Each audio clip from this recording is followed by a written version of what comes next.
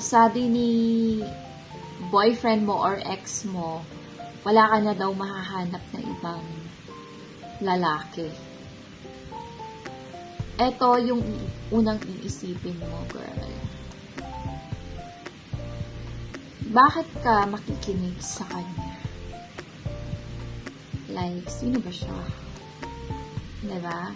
Hindi ba parang sinasabi niya lang sa'yo para magtiyaga ka sa kanya? Ano ba yung tingin mo sa sarili mo? Feeling mo super, hindi ka ba maganda? Feeling mo sa sarili mo, ang pangit-pangit mo? Wala ka bang self-love? Bakit mo siya susundin? Wala ka bang sariling decision in life? Parang, wala ka bang freedom? Kasi, sinusunod mo siya. Bakit mo siya sinusunod? Sino ba siya? I mean, alam mo, kahit sino, meron at meron naman din talagang mas maganda. Meron naman mas lamang ka din. Merong hindi naman kagandahan. Pero, you know, nakukuha nila kung ano yung gusto nila. They are happy. Okay, masaya sila sa buhay nila. So, ang tanong ko sa'yo, siya na lang ba talaga yung nakikita mong lalaki sa life mo? Wala na bang iba? Hindi ba dapat ang target mo is yung talagang gustong-gusto ka? Hindi ba dapat dun ka mag-focus? Nagugustuhin ka talaga, namamahalin ka at pagsisilbihan ka. Hindi ba dapat yun ang fokusan mo? Hindi ba dapat kailangan hindi ka nakikinig sa ibang tao? Kasi alam mo sa sarili mo na kaya mong maghanap ng iba. Okay. And then, sino ba tong lalaki tong pinapakinggan mo? Kaya ka ba niyang buhayin? O baka naman ginagamit niya lang yung katawan mo? Ano bang habol niya sa'yo? Diba? Ano bang napapala mo dito sa lalaki na to? Stress lang ba? Siya ba ang lahat nagbabayad? Kaya ka ba niyang buhayin? In the future? Bakit? Bakit mo siya pinapakinggan? Sino ba siya? Ang isipin mo ang sarili mo.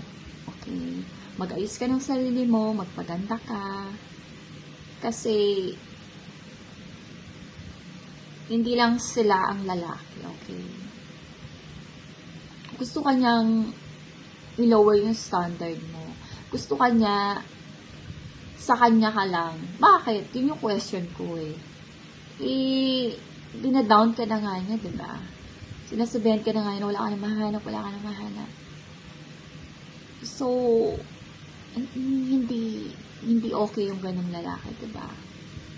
Na dapat, takot nga siyang mawala ka.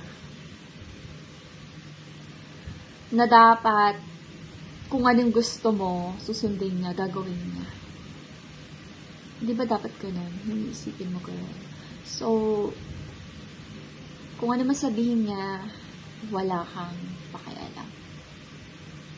Always choose, piliin mo yung happiness mo. Piliin mo lagi yung sarili mo. Kung ganyan naman yung treatment sa'yo ng lalaki. Okay? So, girl, meron at meron.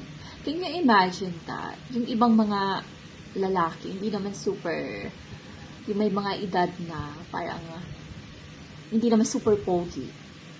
Pero, yung girlfriend nila or yung asawa nila talagang tinitreat nila as di ba meron na sa mga sa mga nakikita ni social media, di ba parang maganda yung ganun?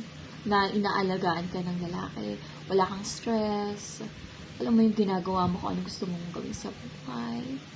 And they will understand you, they will not fight you, they always, parang love na love ka nila, diba?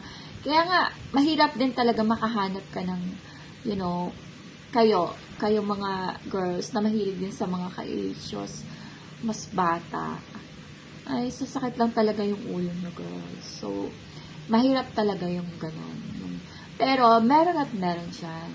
Basta, always choose love yourself. Love yourself in a way na hindi kayo nagsasuffer in life. Okay? So, ayun lang girls. Wala kayong pakialam sa ibang sasabihin ng tao. Okay? Dapat always taking care. Naalagaan mo yung sarili. Okay? Minsan lang tayo mabuhay sa mundo. So, no stress. No bullshit. Okay? So, ayun lang girls. Marami akong views. So, marami pa akong i-vlog. Okay? So, yun lang. Thank you for watching.